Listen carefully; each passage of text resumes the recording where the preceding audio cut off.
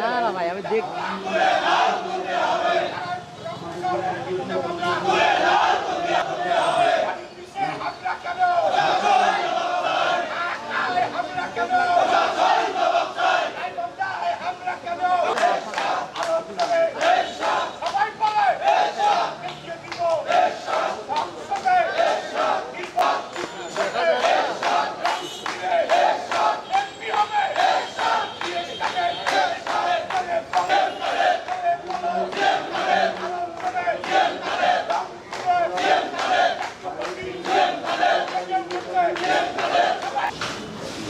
সভাপতি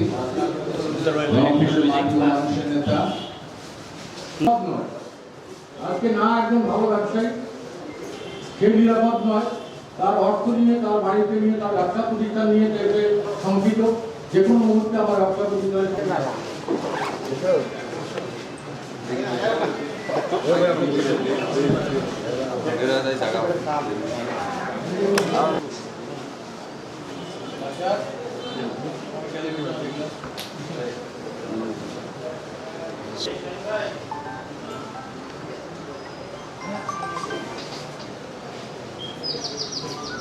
আরে সামনে দিলে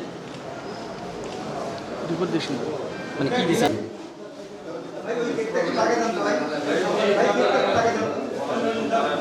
ভাই একটু সামনে দেখি ভাই।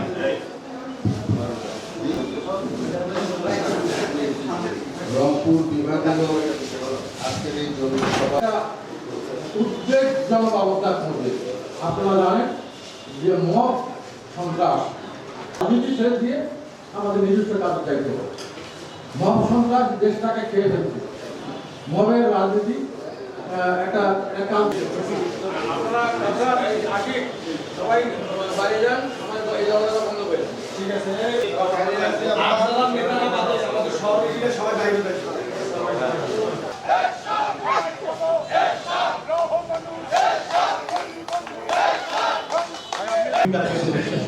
আমি আর বক্তব্য দিয়ে করবো না। পরিশেষে আমি আজকে এই সাংগঠনিক সভা ডাকার জন্য আসলে জাতীয় পার্টি একটা নির্বাচনমুখী দল। জাতীয় পার্টি যতগুলো পার্লামেন্ট নির্বাচন হয়েছে সব পার্লামেন্ট নির্বাচনে কিন্তু জাতীয় পার্টি অংশগ্রহণ করেছে। হ্যাঁ, শুধু 15 ফেব্রুয়ারি বাদ দিয়ে আমরা প্রত্যেকটা নির্বাচনে আমরা অংশগ্রহণ করেছি। জাতীয় পার্টি যখন সুস্থ পরিবেশ থাকে তাহলে অবশ্যই জাতীয় পার্টি নির্বাচনে অংশগ্রহণ করবে এবং জাতীয় পার্টি আমাদের সেভাবে প্রস্তুত আছে।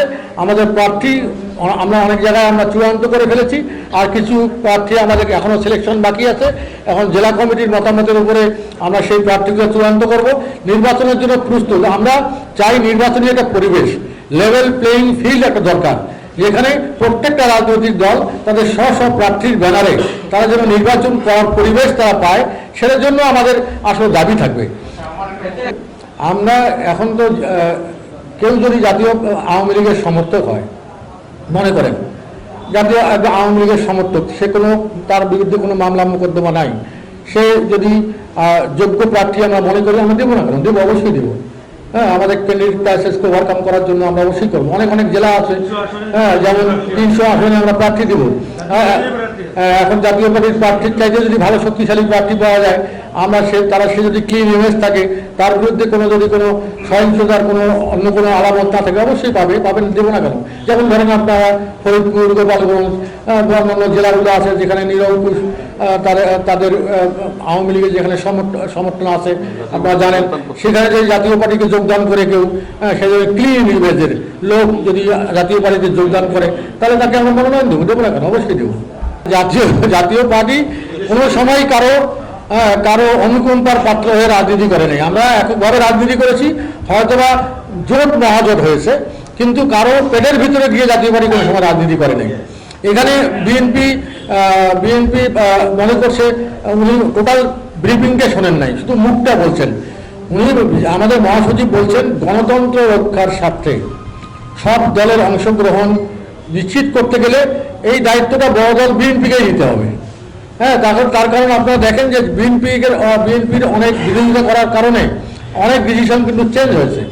যেমন আমাদের প্রেসিডেন্ট চুপ্পু সাহেবকে সবাই সরানোর জন্য একবারে মত করেছিল, কিন্তু বিএনপি সেখানে নাকচ করেছে। তারা সে কিন্তু চুপ্পু সাহেব এখনও কিন্তু প্রেসিডেন্ট আছে। সেই জন্য গণতন্ত্র মানা যে দলগুলো আছে, গণতন্ত্রের স্বার্থে যারা গণতন্ত্রের পক্ষের শক্তি, যারা এই ধরনের মব ভায়োলেন্সে নাই, তাদেরকে বাঁচানোর জন্য তো বিএনপির একটা ভূমিকা থাকতে হবে। তা নাহলে তো বিএনপি একা হয়ে যাবে। বিএনপি একা হয়ে যাবে। ভবিষ্যৎ মনে করেন যে যদি সামনে নির্বাচন হয়, সেখানে জাতীয় পার্টি থাকলো না। জাতীয় পার্টি থাকলেও কে ইসলামী ঐক্যজোট, জামাতি ইসলাম, চরমনাই, তারপরে তোমার এনসিপি, গণ অধিকার পরিষদ, এই দলগুলো থাকতেছিল। আর থাকতেছে একদিকে বিএনপি। এখন যদি তারা বলে যে পিআর পদ্ধতি ছাড়া নির্বাচনে আমরা যাবো না, তখন তারা যদি সরে যায়, তখন তো বিএনপি একা হবে। সেই একক নির্বাচনে তো এটা তো ন্যাশনালি ইন্টারন্যাশনালি এটা তো গ্রহণযোগ্য হবে না। যে বিএনপিকে বিপদে ফেলার জন্য অন্য যারা স্বাধীনতার বিরুদ্ধে শক্তি, তারা কিন্তু চেষ্টা করতেছে, তারা বিভিন্নভাবে চেষ্টা করতেছে। আপনারা জানেন ঐক্যমত কমিশনে এই পিআর পদ্ধতি সম্পর্কে, লোয়ার লেভেলের পিআর পদ্ধতি সম্পর্কে কোনো আলোচনাই হয় নাই। এখন দেখতেছে যে বিএনপি তো আগায় আছে, বিএনপি তো রাষ্ট্রীয় ক্ষমতায় যাবে।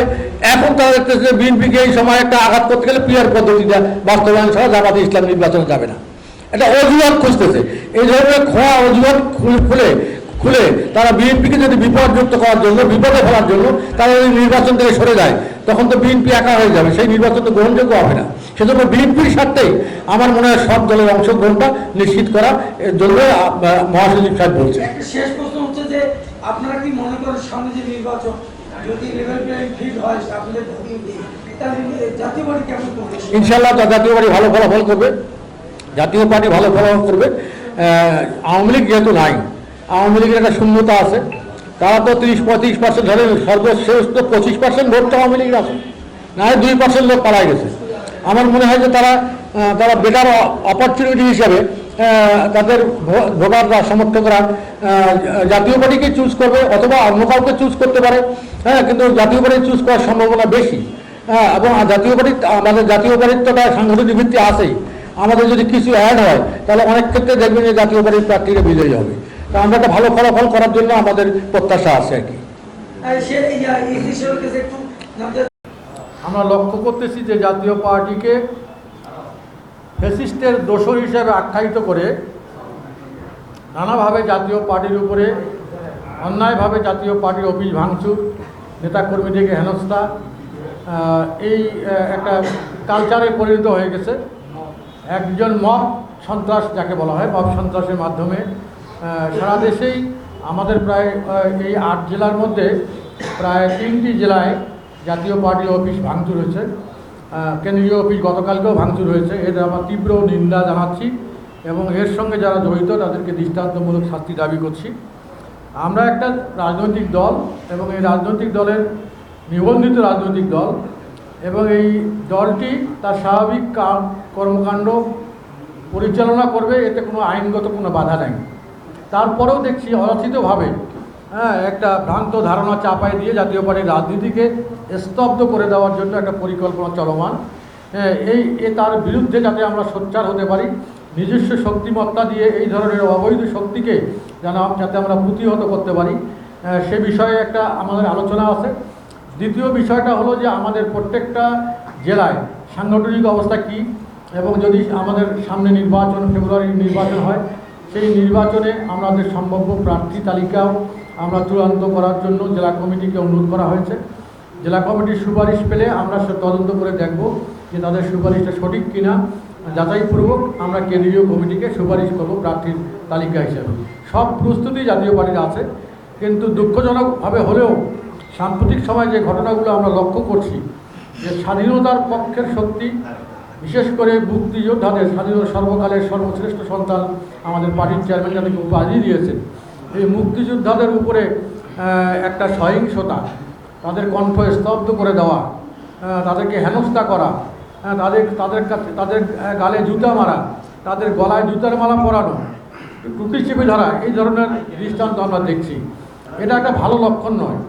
এটা বাংলাদেশের এই লাল সবুজের পতাকা, এই স্বাধীন ভূখণ্ড যারা নিয়ে আসে, নিজের বুকের তাজা রক্ত ঢেলে দিয়ে এই দেশটা তারা তৈরি করেছে, তাদের প্রতি আমি জাতীয় পার্টির পক্ষ থেকে গভীর শ্রদ্ধা জানাচ্ছি। এবং এই অনাকাঙ্ক্ষিত যে এই ঘটনাগুলো প্রকাশ্যে হচ্ছে, এটা প্রতীয়মান হয় যে স্বাধীনতার বিপক্ষের শক্তিরা এখন অত্যন্ত সোচ্চার। তারা স্বাধীনতার পক্ষের শক্তি, ৭১-এর শক্তিকে বিলুপ্ত করার জন্য একটা মিশন নিয়ে তারা নামছে। আমরা এই স্বাধীনতার পক্ষের শক্তির সঙ্গে আসি এবং এই মুক্তিযোদ্ধাদের সঙ্গে আসি। এই দেশ বিনির্মাণে যারা প্রাথমিকভাবে এই দেশটাকে আমাদের যারা উপহার দিয়েছে তাদের প্রতি আমাদের গভীর শ্রদ্ধা জানাচ্ছি এবং আমরা তাদের সাথে আছি, এই বিষয়টা আমরা উল্লেখ করেছি। আর তৃতীয়ত, সাংগঠনিক অবস্থা জোরদার করা। আমরা যে ২-৩টা জায়গায়, আমাদের 3টা জায়গায়, বিশেষ করে লালমনিরহাট, গাইবান্ধা এবং ঠাকুরগাঁও হরিপুর নামে একটা জায়গা আছে উপজেলা, সেই 3টা ভাঙচুর হয়েছে। এবং সেখানে কেন ভাঙচুর হলো, সাংগঠনিক কী দুর্বলতা ছিল, কেন তারা এই অশুভ শক্তির জবাব দিতে পারে নাই। এখন বর্তমান হলো যে মব সন্ত্রাসের এই সময়ে যদি মবকে সরকার নিয়ন্ত্রণ করতে না পারে, তাহলে সামনে যে নির্বাচন আছে এই নির্বাচনটাও প্রশ্নবিদ্ধ হয়ে যাবে।